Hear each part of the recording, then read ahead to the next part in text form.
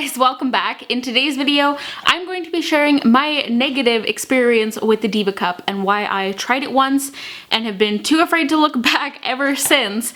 If talk about periods or vaginas or anything like that bothers you, first of all, I'm not really sure why you clicked on this video, but you're not going to like this.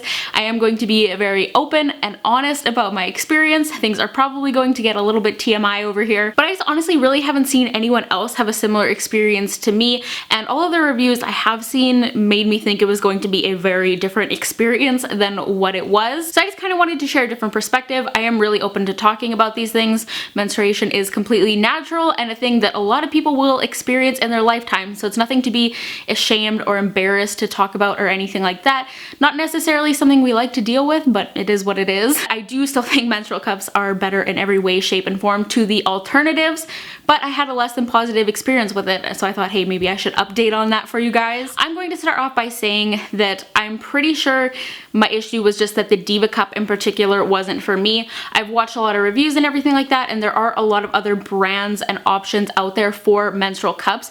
Diva cup is just kind of like the most well-known, it's the most readily available. I can go to the store and buy it, and that's why I ended up choosing it. That's why I personally went for it, but I have learned that menstrual cups are not really a one-size-fits-all type of product, so to speak, and there are different options out there, but I will get to that a little bit more in a bit. So I bought size number 1, which is meant for women under the age of 30 who have not had children, because that is the category I fit into.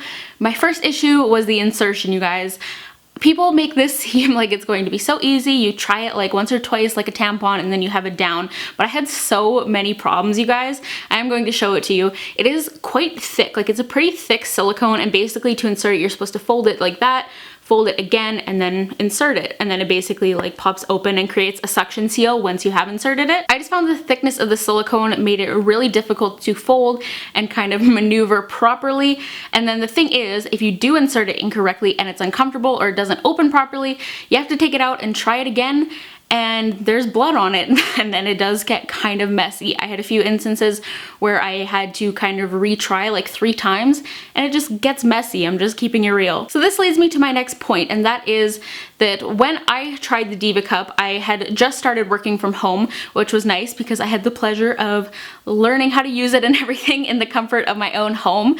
But I would personally never ever want to use this and have to like remove and like dump it out and insert it in a public washroom. And you can leave it in for a prolonged amount of time. Like on here it says you can leave it in for up to 12 hours, but you are going to get to the point at some point while using it where you're going to need to like change it in a public washroom. I do have major issues with germs and bacteria. I'm sure some of you guys know that I do struggle with pretty severe OCD, and I just absolutely hate the idea of removing it, dumping out the blood, and just kind of like reinserting it and going about your day and not like rinsing it off and cleaning it. Because obviously if you're in a public washroom stall, you can't like waddle out of the stall, go rinse it off in the sink, go back in and like reinsert it, you know what I mean? It's not even so much the blood thing, because I mean it's just my own blood. It's just like the thought of doing it in a public setting. I just could not do it. Obviously there are tons of people who use menstrual cups and do this all the time in public washrooms, but I just couldn't do it. That's just for me personally. Also, we're getting really TMI here, but I could not remove or insert it sitting down. I had to be standing up to get the right angle, and even then it was a struggle. But basically what would happen sometimes, I don't know if it's just like me not breaking the suction seal properly, because you do have to kind of like press in the sides to break the suction, or if there was just like blood on the rim of the cup. But a couple times what happened when I would pull it out is some of it would spill or whatever, and blood would plop onto the floor, which obviously you don't want that happening anywhere, but especially not in a public washroom. Now these all probably seem like pretty minor things and things you could just get used to with time and a little bit more practice. I did only use it for 1 cycle, so I really didn't give it that much time, but this next part is kind of where my experience really went south, and the reason that I have been too scared to try it since. To put it simply, after my period ended, I had some pretty severe pain from using the menstrual cup, and this lasted for about 2 weeks or so. And the best way I can explain it is that it felt like something had torn down there, and it really, really stung. It was like a very localized and like specific pain, so I knew it was from the menstrual cup. If it had persisted any longer, I would have definitely gone to the doctor, of course. So yeah, just putting that out there. Naturally, I did a ton of Googling and researching, and the best explanation I could find, and the thing that made the most sense, was that I wasn't properly breaking that suction seal, and that was basically just causing some irritation for me. I thought I was breaking the suction properly, but once again, that's just kind of the best explanation I could find. I also thought it might be from like the soap I used to clean it. I used just like Cetaphil wash to clean it out when I first got it, and I like rinsed it really well and everything, because you're supposed to use something that's just like really mild and unscented, and I thought maybe it was just from that, because that was some of the other suggestions that I found on Google. I do have really sensitive skin and everything like that, but I don't know. I'm still thinking it's kind of the suction thing that caused me those issues. But yeah, I basically just thought, is it really worth it to use this Diva cup and then be in pretty significant pain for 2 weeks after every single month after my period? So that's why I haven't used it again, because obviously I didn't want to experience that again. I think we can pretty much all agree that pain in the genital region is not really that much fun. Now, once again, I do think it was just the fact that the Diva cup in particular is not for me.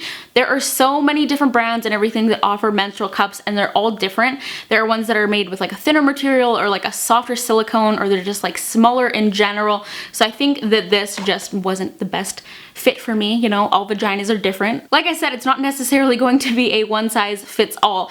But with that being said, after my first experience, given how negative it was and the fact that I had other problems, it was a pretty off-putting experience. I spent like $40 on the Diva cup, and I really regret spending that money now, because I have only used it once in the year that I have had it. So it's like, I don't want to go out and drop a bunch of money on a different one and have the exact same experience, you know what I mean? I think a large part of this was just my mistake in just going for the Diva cup and not really doing as much research as I should have. But yeah, that was my experience. I just wanted to share that because I thought it might be helpful if you are thinking of making the switch from pads or tampons. Once again, I do think menstrual cups are amazing. They are better for your body, they're better for the environment. But if you're going to make the switch, just really do a lot of research and look at the different options out there.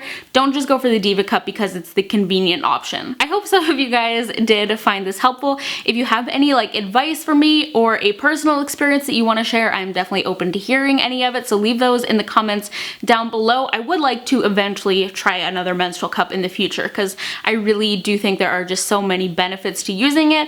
But give this video a thumbs up if you did find it helpful. Go follow me on Twitter, Instagram, and Snapchat. I am at SarahRihanna on all three, and hit that subscribe button down below if you are new here. But I will talk to you guys in the next one. Bye guys.